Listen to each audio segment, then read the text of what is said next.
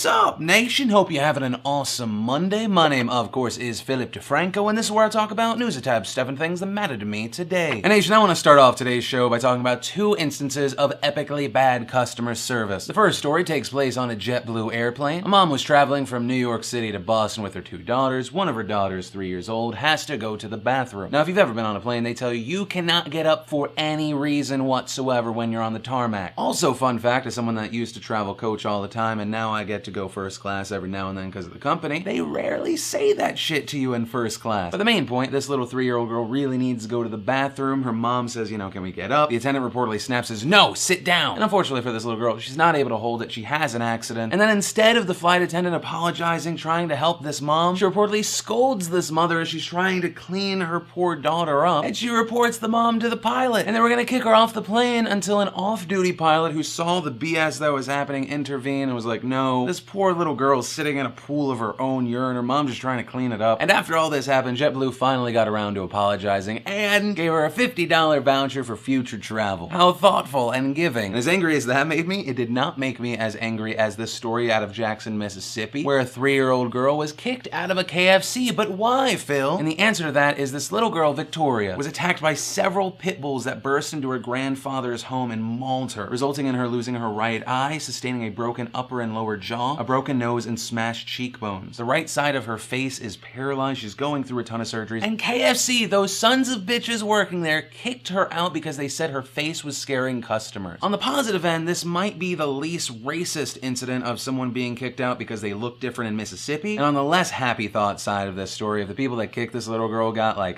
kicked in the face a bunch because their face looked like a football, I don't think I would be sad. The suits from KFC are trying to make the situation right by saying they're going to donate $30,000 to her medical bills. So something positive out of it, but it just reminds me that I think the world is very, very stupid and that I hate most people. It's a very Monday set of stories, but because I don't want to hate all things forever. From there, I want to share some stuff I love today, and Today in Awesome, sponsored by HostGator.com. You want to start a blog, a business, post sexy time galleries of your own? Use them, it's super easy. They have one-click WordPress installs, easy website builders. We love and trust them so much, we use them for SourceFed.com, which you guys pummel daily. And of course, the cherry on top, use coupon code PhillyD for 30% off. And the first bit of awesome today is a little video from BBC, where they got Samuel L. Jackson to repeat his famous Pulp Fiction Ezekiel 25:17 speech. And he still just knew that thing by heart, and it was just as awesome. Then, in a sequel to one of the scariest bits of awesome we've ever featured, the Killer Clown prank has returned to YouTube, and it is just as terrifying, if not more. I will say, I've never been terrified of clowns before, but this makes me terrified. And the last bit of awesome today is I want to talk about Game of Thrones, that season finale last night, because I loved it and I was so excited, but I don't want to spoil it. So, if you want to see all the naked / sex scenes from season 4 of Game of Thrones, for science reasons, but no spoilers, there's a fantastic video supercut of it in the links down below, along with everything else I shared today. And then I want to talk about what the internet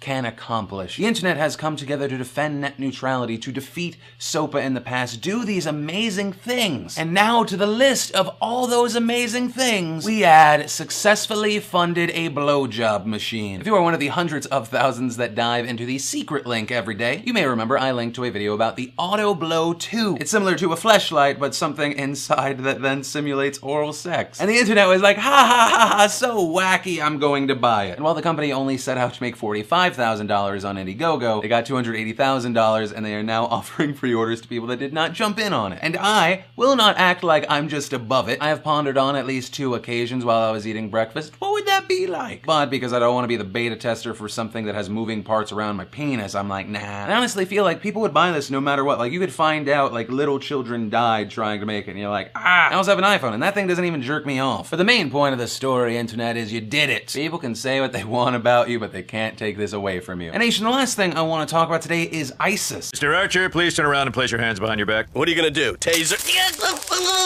Not that ISIS, but this ISIS. If you don't know, ISIS is an Al-Qaeda offshoot that was disavowed by Al-Qaeda for being too extreme. That's like if people joined the KKK and then left, started their own thing, and then the KKK was like, those guys are crazy bigoted. ISIS stands for the Islamic State of Iraq and Syria. They've united thousands of foreign fighters under their black flag and desire to redraw Middle East borders in order to create an Islamic state. And we're talking about them because ISIS has been taking over small cities and towns at a lightning fast pace. They also reportedly robbed banks and have $400+ million, making them one of the best best funded terrorist groups. Their leader is the new public enemy #1. The State Department is offering $10 million for his capture, and as each day passes, they get closer to Baghdad. Which brings us to the big war on terror question. With Obama talking so much about pulling troops out here and there, is the use of American force on the table? And this isn't like the past few times where it was like, oh, is America going to send people? It is so crazy. US and Iran are going to talk together and figure out how to work together. Because Iran doesn't like ISIS either. They want them stopped. But then if ISIS is beat down, it could actually help Syrian president and the world's biggest douchebag, Bashar al-Assad, because a strong ISIS would likely hurt him. But US and Iranian officials working together. To your average American, that's like Superman and Lex Luthor working together, which actually does happen, because every now and then in a crisis where the universe may end or we've just run out of ideas for this comic, it happens. Which I've said it before and I'll say it again, enough with this whole holding hands bullshit. The world can be brought together by a unified hate. And we'll have to wait and see what happens. Right now, Syria and Iraq are attacking ISIS bases for almost 24 hours straight. But nation, on that heavy note, that's where I want to end today's show and ask a lighthearted question. What is the worst in-person customer service experience